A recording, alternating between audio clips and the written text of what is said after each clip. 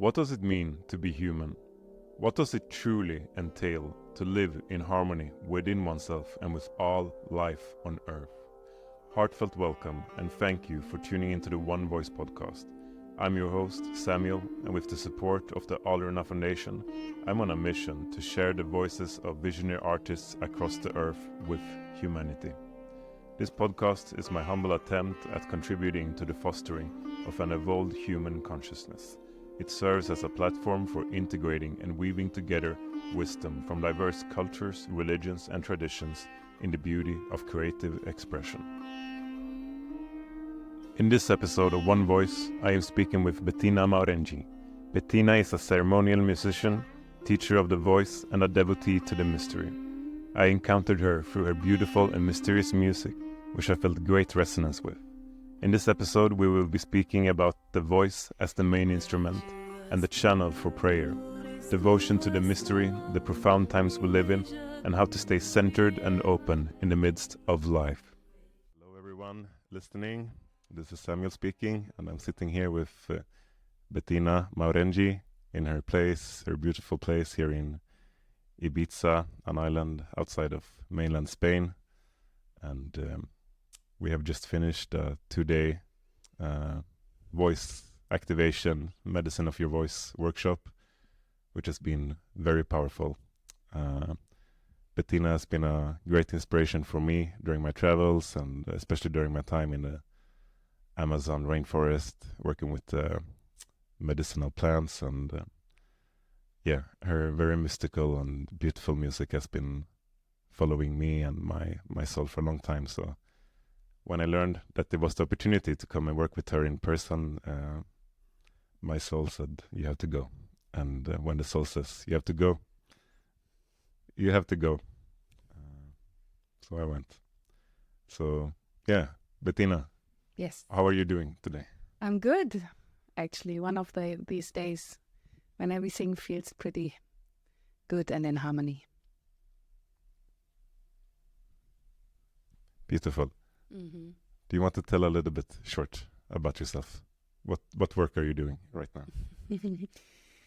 It's a good question. I have the feeling I'm always somehow working on myself.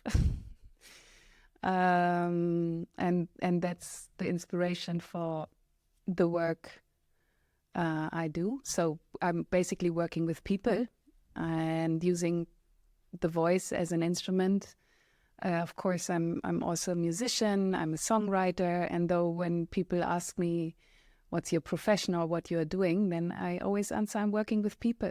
And I think, that has always been a great passion of mine to, through my own journey of seeking the truth, even I don't even know what that exactly means, to be with people and to discover together where we can heal, and in which areas of our lives we need to grow and to learn. And so, of course, there's no way around me diving into that for myself. So, that's where I'm at, and that's what I'm doing. Yes, never had a full-on experience of that work.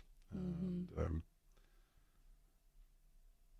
It's beautiful to meet someone that has found their calling and what they want to work with and how they want to give their gift to the people. Mm-hmm. And I'm very grateful I got the chance to do this work one-on-one.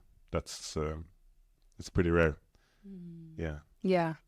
I mean, maybe also a little bit, the medicine of your voice. So the workshop you have been signing up for, one-on-one, in person, working with these exercises. I mean, the medicine of your voice is a method that I developed years ago, just through my own experience. Also been educated in Indian classical music in India, where many of those exercises come from. And then throughout the years, I've designed them in a way that made them more accessible for myself. And also, when I started to practice all these exercises, apart from playing the sitar or just singing, just basically really practicing with my voice, of course, it also has an effect. Yeah, as similar like with yoga, for example. If we start the first day yoga, it feels in a certain way, but then after a year, it has certain effects on my system. Yeah, physically, mentally, emotionally. I think Deva Premal said once she started singing the Gayatri mantra when she was 4. Yeah. Wow. Yes, and then she said, I think it had an effect on my life. Yeah, to continuously sing mantras. Yeah, it does affect the physical system. And so I was very intrigued by experiencing that. And so, of course, I've done lots of research and joined a lot of sound healing groups and visited many teachers in order to find out what is it all about. Yeah. And I still don't know exactly what it is all about, but it's probably something that can't be really put into words anyway. So, yeah. Yeah, because ultimately it's a mystery. It belongs to the mystery. But we can work with it and discover our own mystery through that. And for me, when I was growing up, I was very shy, and I'm 2 meters tall, and I wanted to make myself small to not stick out in equal Sweden, where everyone were supposed to be like equal. And also with my voice, I didn't make much sound of me, and I hated talking and speaking in front of people. And singing was just not on the map for me at all. I could never see myself sing. I'm 25 now, so just 3, 4, 5 years ago. But then through my own spiritual journey of connecting with spirit and with God, and also through the ceremonial work, it became over time more and more clear to me that the voice is something very sacred, and it is a portal to open one's own body, one's own mind, one's own being to life and to God, and to be a channel. But it's not easy to know where to begin or what to do. I've been improvising a lot myself, but haven't really had any guidance. So I've been feeling I felt a strong calling to work with someone that has been doing this work for a long time and to ask for some guidance. And I really feel like a lot has happened just in these past 2 days. And it goes beyond just the exercises and the practices, but it is a transmission. And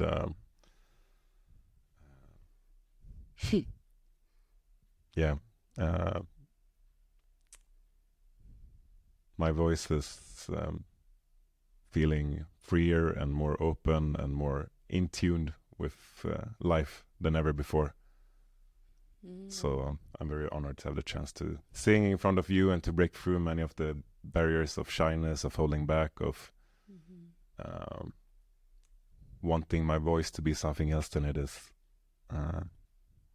Because,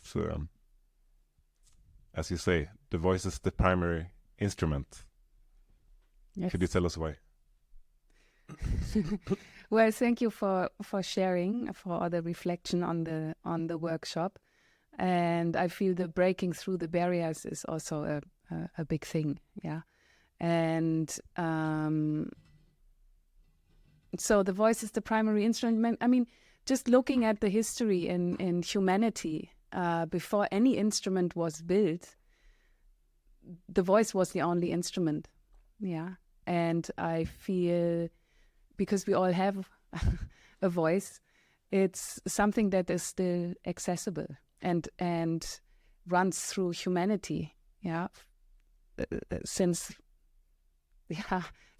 we are here, since we are on this planet. I think in the Germanics, my ancestors, their first instrument was a bone with holes in it in order to create a flute. And I think you and I talked about that Rudolf Steiner once said, when the instruments got invented, yeah, it's of course, musical instruments are amazing. And though they were invented and we have been moved further away from the direct connection between us and spirit, us and God, yeah. And I do feel very strongly that, just being with myself and being with my thoughts, being with the voice that's audible, so speaking voice and singing voice, is the direct connection. And of course, it's beautiful if I can sit down and play and sing devotional songs. It's incredible what can happen, yeah, if we intentionally want to connect to the divine or spirit or God. Though the human voice has been there before. And so, yeah, that's somehow why I feel so intrigued by working with people with their voices, because we don't have to have any musical skills. We don't have to have a passion of learning the sitar, for example, or the guitar. Yeah, there's a natural connection everyone has with their own voice. And to discover that is such a journey, because many people come to me and say, I think I want to learn how to sing. And then I say, okay, and what else? Yeah, I feel a bit timid around my voice. So there are a lot of therapeutic aspects also, yeah, around the voice. And for me, it's really not just about singing. It's about being true. Like you said something really beautiful. It's sacred. Yeah, the voice is sacred in each moment. So each word is sacred. And it doesn't matter if I say I love you to someone, or I have to address something that's maybe a little bit more challenge, yeah, to really choose wisely and with wisdom. Because you don't know who is listening. We don't know who's listening, but it's also about physics, yeah. So if I come from a place of love and strength, and I can communicate from that place and practice that, of course, it's also going to be reflected in the music or in the songs I'm singing.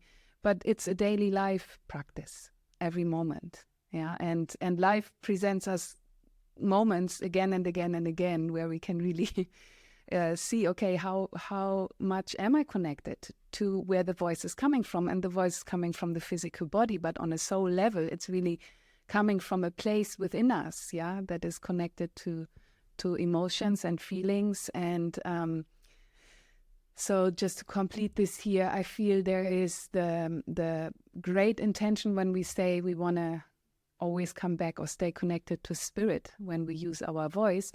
There it goes through layers, yeah, because sometimes it's not so easy, because I might be really angry or upset about something, and to be able to express that as well, you know, and be with everything, and then eventually arrive to that place within where it's just pure and it's love. And I think, yeah, that's my own intention in life. Is, again, when you ask, so what's your work? That's my work, yeah, to be authentic in each moment.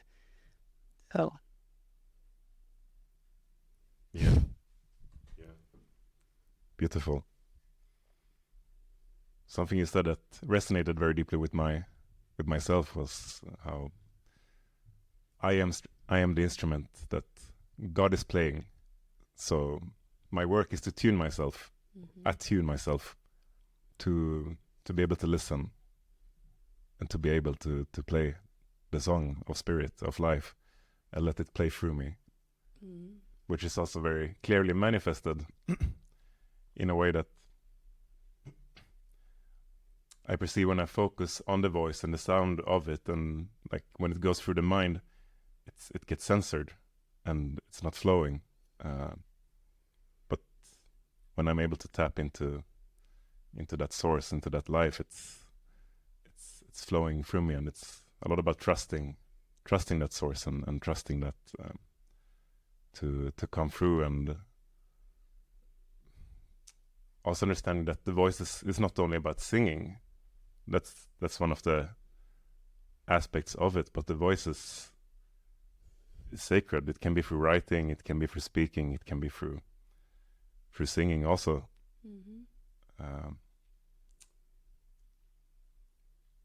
But I think that what really powered me to come to you. Also, of course I want to be a good singer, but I also understand that there is much deeper aspects to the voice that comes from which goes back to the ultimate connection to spirit. Yeah. And if we're walking this path think it's very important to at least acknowledge that this is an aspect of the divine, and even if we don't want to go into the depths of it, it's still a very important part to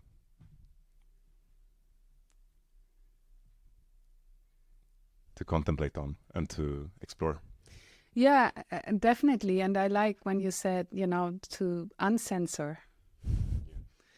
Yeah, because of course there's also a much deeper aspect of all of this, because if we look at the world we are living in, or the state of humanity as where we are at right now, and always have been somehow, I'm asking myself, what am I supposed to do?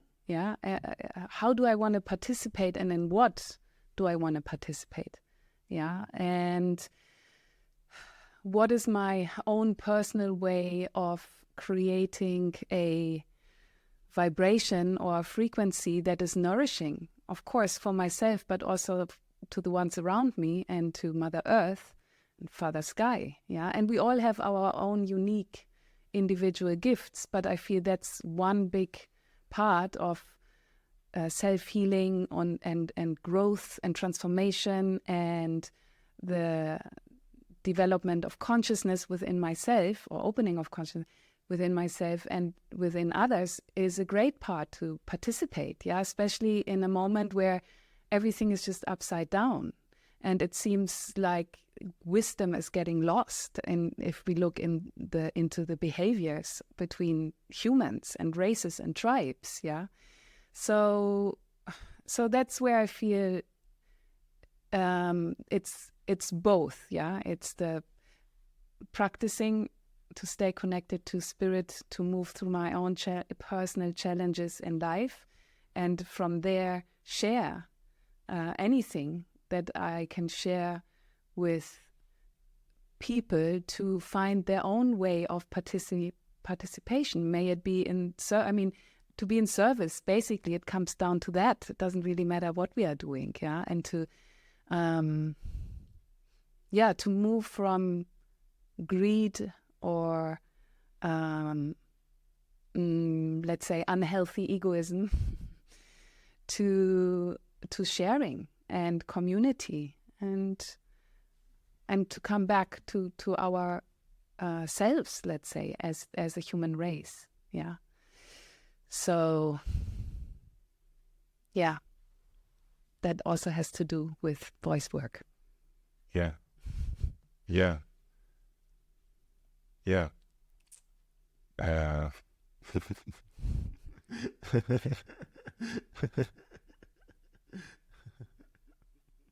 And look, it's so beautiful. If we look at the musicians and the music that's out there, especially nowadays, the so-called medicine music, that word didn't even exist 15 years ago.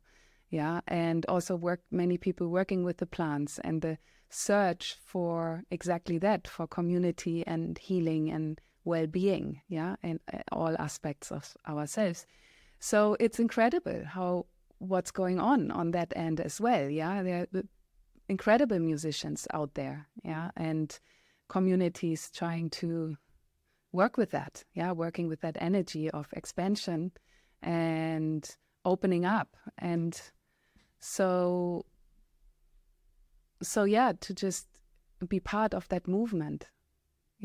And of course, if we feel called to the voice, great. If we feel called to yoga, amazing. Maybe it's dance, maybe it's painting, maybe it's nursing, whatever it is on the planet, And though, of course, with the voice, there's something special because it's such a fine mix between the mystical and science. So... one of the great or important revelations for me during these 2 days was, perhaps I knew it intellectually before, but now I really had an embodied understanding of it during one of the exercises where we were moving our arms and our hands while singing some of the vowels outside. And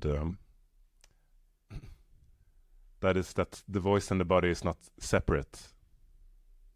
it is the same. Without the body, it's not possible to make sounds. That's right. The body, I mean, it makes a lot of sense, but somehow I perceived the voice to be something separate, like a thing I have to work with, something outside of myself.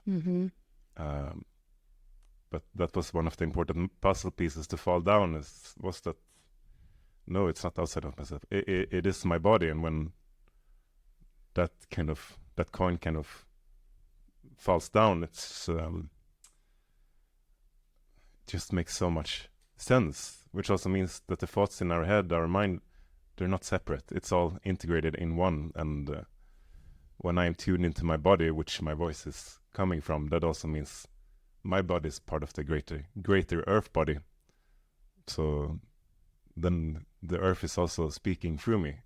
It's not just my ego, although it's interpreted and it's channeled in a way through the mind, but it comes from a deeper source, which is the earth, which is God ultimately. Yeah. Yeah, and taking the attention away from the voice and the judgment, the mental judgment of how it sounds like, and I mean, the singing is one part of it, but it's also the judgment of ourselves and our own personalities, and it goes back to the ultimate core of the ego, this judging voice that judges ourselves and the world. Yeah, and also trauma, I mean, I also work with a couple of professional singers who are not happy, because they feel blocked in expressing their own, feelings or emotions through their voice, because they're so trained to cover other people's songs, for example, and they are losing that natural feeling of, like what you said, to be in touch with their own bodies and to read the energy in the body, what's actually happening right now, and to freely express that in the moment, like children. Yeah, like when we were young and we were running around just making sounds, we didn't care if anybody is around at all. Yeah, and so the greatest thing that can be in our ways is our minds. Yeah, and it's intense to see how we can sabotage that. It's also a sacred connection, to just be in touch with the body, and to feel ourselves, and also not to judge that. If I feel low, and I sit down and do my practice, if I would constantly judge myself for what I hear, it would be against myself. So we are practicing self-love by just being with what is in the moment, and the voice is such a mirror in that, and it's also healing in the same time. So that's the beauty, because then just the fact that we are using the voice, that we are breathing deeply, and we are sitting down and we are practicing, and for example we are in a low mode, it's gonna support us to just feel a little better, in those moments, and then even reach places that we wouldn't have reached by just being present with our grief or with our sadness or with our depression. The only thing that requires is the willingness to practice. And I think that's where the challenge is, and where the devotion needs to come in again. And I feel we are losing that a little bit on this planet. Why am I practicing my voice? What is practice? Can you, like, sacred practice, devotional practice? Because as you said, I think that's something a lot of us are not familiar with or don't know how to establish. And something you said was like, what to do in this life? Well, what to do while we are here? And you said that the practice. Yeah, I mean, there are different ways of practicing. Like, for example, I can practice my voice with the intention to become a famous singer, to make a new album, and wanting everyone likes me and thinks I'm amazing. So I might get that reflection, and it fades away very quickly. So we are not really getting nourished, or yoga as well. Nowadays we see, there are all kinds of different forms of yoga, but what is the essential, why are we doing yoga? Is to be in union with God. through the physical body. It's the same with the voice, more or less. So if I can, look, if I have to practice for a concert, of course I'm sitting down practicing, going through the song list with the musicians or whatever, freaking out if something is not really good, and all of this. Yes, that's necessary. And though underlying, when I'm sitting down doing my practice, that means have a little meditation, warming up my voice, doing some scale exercises, and then singing. It's the longing to be one with God and to be free within that. There's great freedom in that connection. So because that connection will also carry you through the tough moments. You will carry me through the concert. It's, look, I mean, in life is like the ocean. We have big waves, we have small waves, we have a completely calm ocean, and navigating it. And I feel what is there that it has to do with health as well, and it also has to do with kindness and compassion with ourselves. So if I can devote my practice to be kinder and more conscious while moving through challenges, for example, that's a great act of devotion, towards myself, and using the connection to God and to Spirit to feel the support, to feel support, the divine support, and to trust that. And it's the same, like, for example, we made a plan and we are really excited about whatever, about that plan, and then everything falls apart. And to trust that that's meant to be, that certain things are meant to be as they are in life. So that's also a great, to use the voice to establish a practice to, move through life with more grace and ease. And it's such a first-hand experience when actually singing, because I can force a tone, I can force a certain sound by my will, but it gets exhausted very early on, and it doesn't really sound good either. So it seems it's like stretching or like yoga. Either I can force a stretch for my sheer will, or I can surrender into it, or I can kind of let go into it. Mm-hmm. And this when we actually let go, that it summons strength and durability and connection. So I thought that was really beautiful insight also when working with the voice, because I have a very low voice, and for a long time I had the impression or thought that I can't go high. It sounds awful. Sounds like a very screechy sound.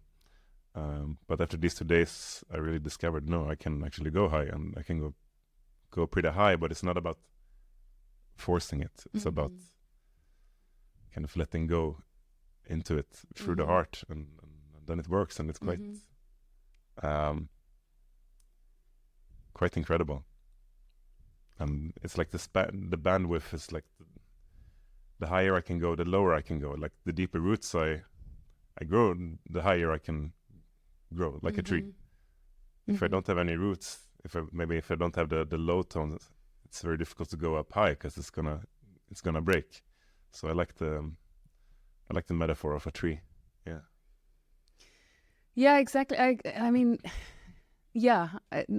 not to force anything, especially when working with the voice. And like you say, I like the example of yoga, how through practicing, each day the same exercise, something is happening, and we can relax a little bit more and really, into each posture.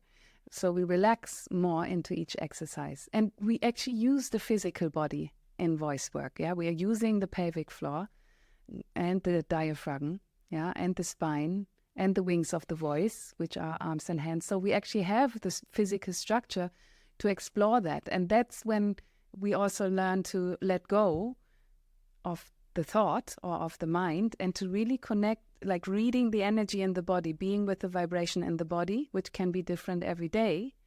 And, it's like a muscle. It starts to stretch. Yeah. Yeah. And to use the body. And I feel, we can, become really passionate about exploring that. Yeah. And understanding that it's not a machine. That's what makes it so beautiful. It's natural. It's fluent. It changes from day to day, like the weather. It's not a Pringle chips that's identical, or a car or whatever. It really changes. And some days it's maybe weaker, and other days it's stronger. But working with that and loving that and seeing that as that is also what makes it such a powerful connector inside ourselves, to our own emotions, our own psycho-spiritual body, and also to God. Yeah, and everyone has a unique voice, and whether we use it for, speaking or singing, that's the beauty. Yeah, that everyone has actually a voice. Just that fact makes everyone a singer. Perhaps that's what unifies us into the Universal Symphonies, which is also a song that you've written. I don't know if it's connected to that, but we all have our own unique voice. That it's not that one is better than the other. It's not like one tree is better than the other tree. It's just they're all unique. Every tree is unique.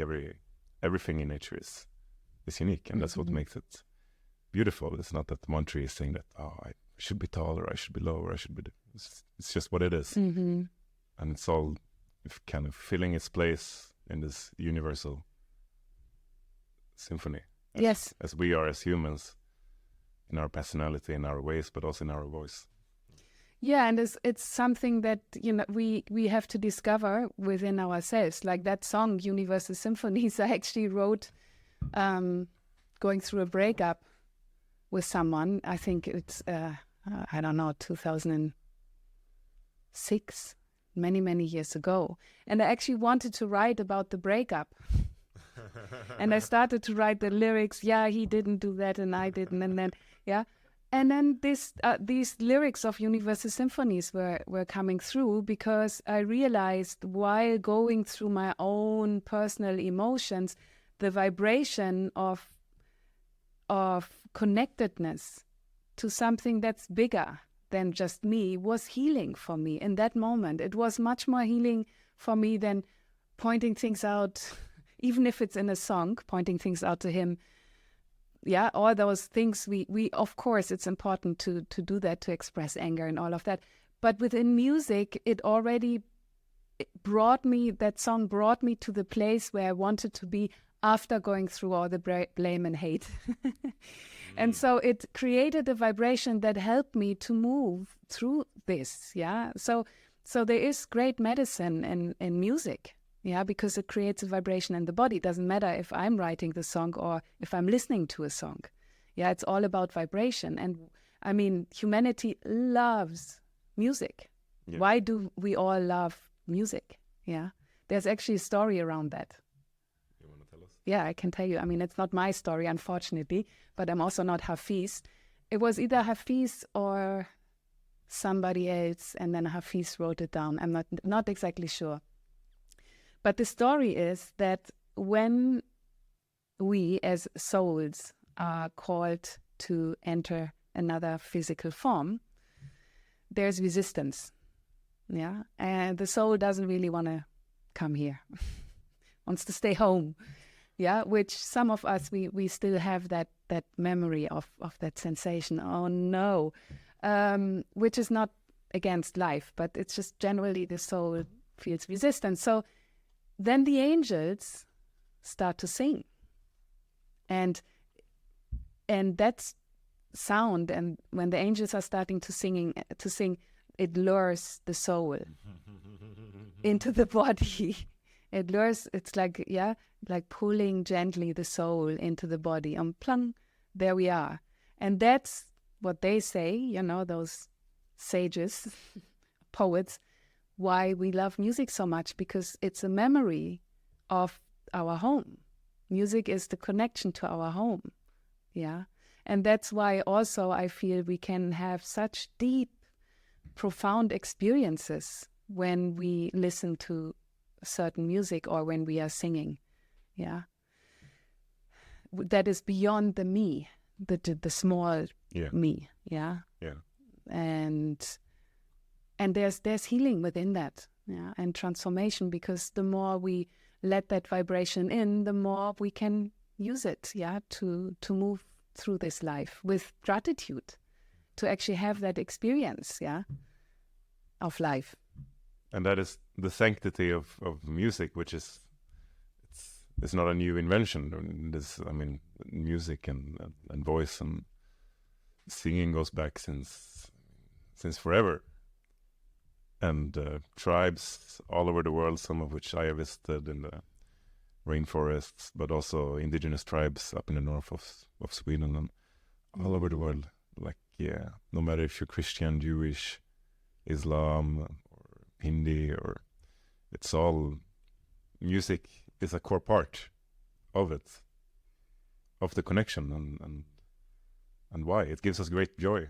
And it's in the joy, also the sadness and grief, but that we connect.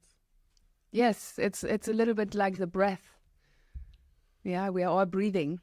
Yeah, and we are all connected through sound and music. Yeah, and there's no Jewish breath or Buddhist breath or Christian breath. It's all just breath. Yeah, breathing, and it has a similar feeling to it with the music. In fact, when I was in Israel, oh my God, it's all long ago, 2009 or something, I was studying the oud with my teacher, Yair. Wow. Yair Dalal. Amazing teacher. And he took me to a few events because he also is one of these people who's trying to create the vibration of peace through music. Yeah, meeting with the Arabs and playing. Yeah, and to just be with them and witness that in the moment, those different tribes, are together playing music. No war, nothing. Pure music. Yeah, it's incredible. Yeah, to go in and out of those different realities. Yeah, and the intensity of what the human mind can create. Yeah, the suffering that can be created. So yeah, there are many aspects to music and to instruments and to the voice in particular. Yeah. Yeah, and also participating in the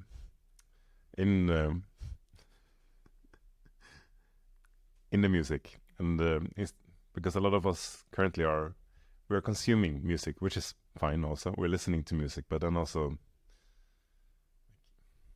for me, when I understood the deeper aspects of it and the sanctity of music, it really brought me to a place where I could no longer just observe or consume, but I wanted to learn how to contribute into the music. Yeah. It's a vast world, so it might be difficult also for one to understand where to begin, and it might be perceived so immense, but in the end, ultimately, it's very, very simple. Yeah, you begin with yourself. Yeah. That's probably why you came to the workshop as well. Yeah, because where to begin is always within oneself, especially with the music. I mean, I have so many also younger students who come and they say, I just, want to sit with people and sing, but there are no people and I don't know how to do it. And well, do it with yourself first. Yeah, because that was my own experience. Yeah, as well.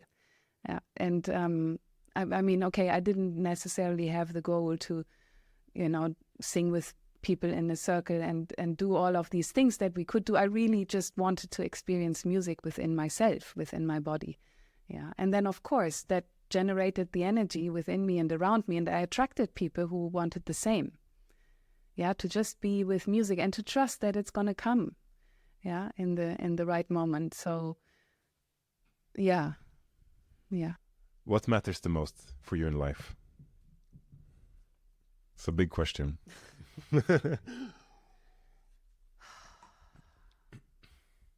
But whatever comes up in the moment. the first word that is coming up is well-being. It really matters to me, because if I am well within myself, I can be of the greatest service to others. Yeah, so well-being, I would say, yeah, it matters most. And I don't have a lot else coming up, actually, Wholeness. Because everything else, I could go into details. Yeah, it matters to me that, humans treat each other well, that I have a healthy relationship with my mom, or whatever, that I can maybe one day participate in a community and have a piece of life. Like, these are all visions, but it doesn't matter so much. And what matters is well-being, because I know from there everything else will come, whatever it is meant to come. Yeah. And something you said is also that the root is also the connection to spirit, from which everything else will kind of spring in its own natural way. And maybe that's a pretty abstract statement, connection to spirit, and it might be difficult to put in words, but it's interesting, because if I would say, for me personally, it matters most, the connection to spirit. I think it will take a while, maybe another decade, until that really kicks in, because I'm not yet there, let's say, maybe it's also maybe one thing goes together with the other. I think if I can create a well-being in my body, with whatever there is, that is also a connection with spirit, because I'm not looking in the outside for anything that makes me happy, or that I need. Of course, I get sidetracked here and there, but it matters most to me to create a healthy state within myself. Yeah, instead of begin with trying to change the world outside out of fear or paranoia, which might also be understandable in these times, very turbulent and chaotic times. A lot of people are feeling fear and anxiousness, but instead of focusing on the things that we cannot change, begin within ourselves, because we might understand that I am a part of everything else. So by lifting my own consciousness, I lift the collective.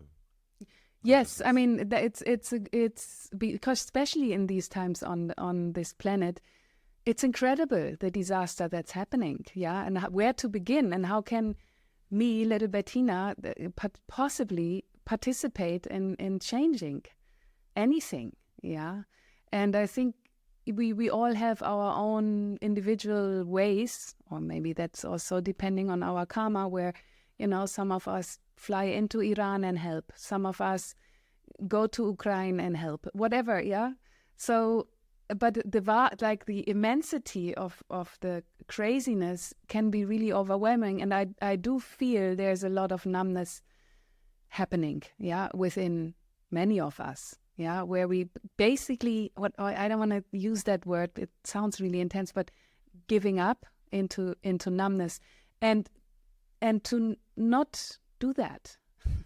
For that, I practice.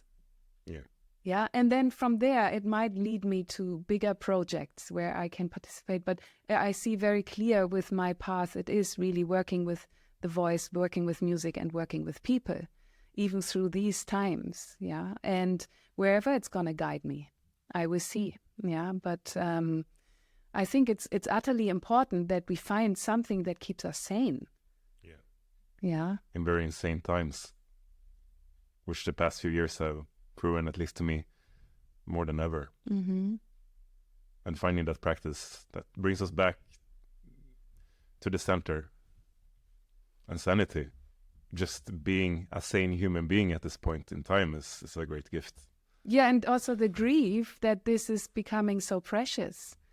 This planet, should be a safe place for our children to grow up. Why isn't that. Yeah, so even to have that thought can drive us crazy. Yeah, and we might go in and out of insanity and coming back to sanity. Yeah, so because we are all connected.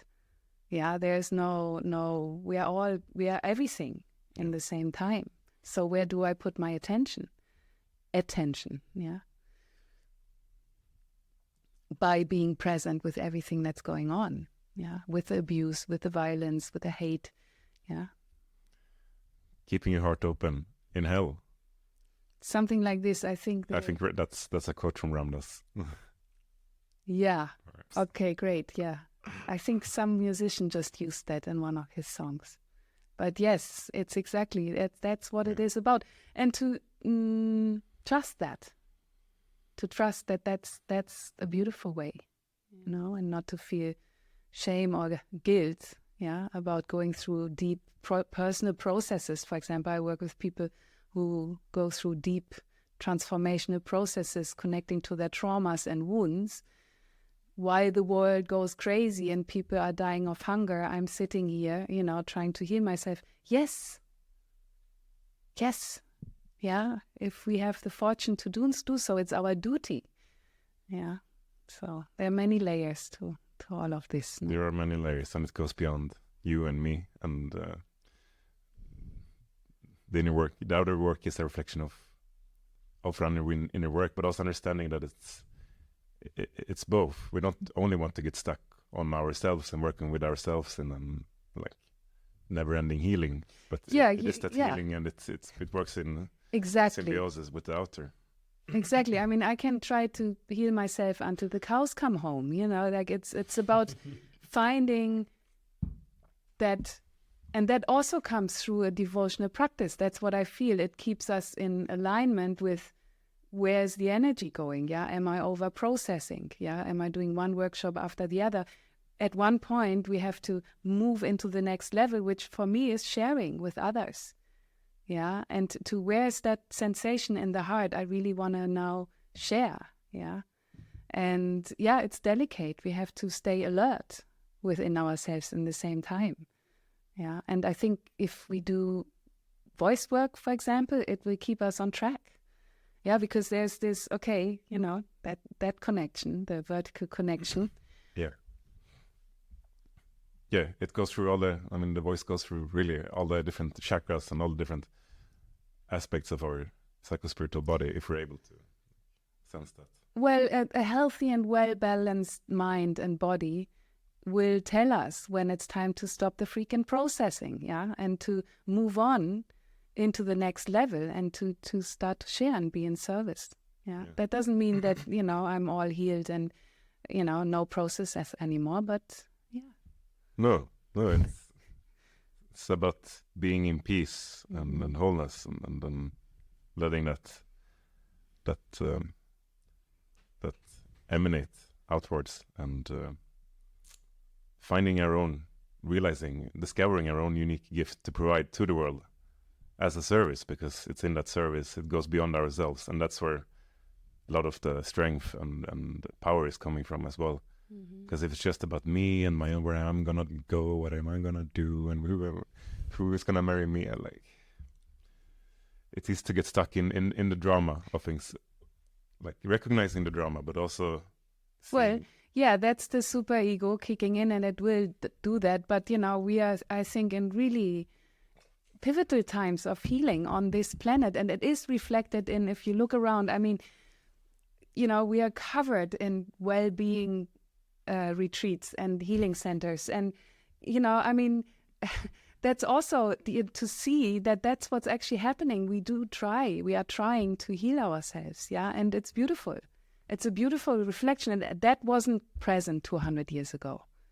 Okay, so to also see, okay, there is actually a development of consciousness. If it's gonna save us or save this planet, that's in the stars, yeah. But within the microcosmos of each individual being within a certain state of consciousness, it's all about healing right now and transformation. Yeah. And for me, a lot of the sanity for me is understanding the greater picture of what is happening on to humanity, like that we're going I perceive it as we are at a point, at a pivot point, at a climax where either we really raise our consciousness and kind of evolve in our consciousness to a place where we really can sense our interconnectedness to all things, all life, and come into that place of harmony and symbiosis with the rest of life. And to me, we're at a point that has to happen, because if we continue down the path that we're going now. Yeah, well, I think it is actually happening. It is actually happening. It's just about letting go of the idea that we'll stop anything that's not in harmony. Yeah, it might not stop the wars. It might not stop the rape. Yeah, but I don't feel that consciousness is about that. Yeah, it's about what you already said, like feeling that there's a movement within oneself. Yeah, within one's own evolution of consciousness. That's what's moving forward. It might not. Yeah. On the other contrary, yeah, we are going down the rabbit hole. Yeah, it's both, and it's both in the same time. At the same time. Yeah. So we have to just not attach, ourselves to the idea that we all have to wake up tomorrow morning and on together. Yeah, I mean, beautiful. Wouldn't that be beautiful? Yeah. A friend of mine had that vision once. Every single human being from all nations, all tribes, all like from children, babies to elders, we were all omming at the same time in all different time zones together. And whoa, yeah, I'm getting goosebumps. Yeah. But the reality is what it is. So. And it is embracing that horror and that pain and that suffering and that dysfunction, and also seeing that it is within me, seeing the own dysfunction in my own mind. That's where healing really exactly begins. Exactly, and that's just to complete this here, because I know we have to come to an end. That's why I'm devoted to this voice work. Because it keeps me on track, it keeps me alert of my own inner well-being, and gives me the strength and the energy to do the work I'm doing, without any attachment to what it possibly can do to the planet or not. Yeah. So. Yeah. So a few final questions. Whatever comes up, you don't have to go into deep detail, but I would like to ask, what is it to be human in your perception? What is the nature of being human, of being life?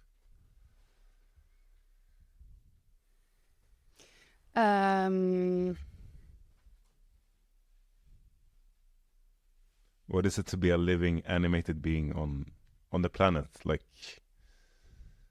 in its essence?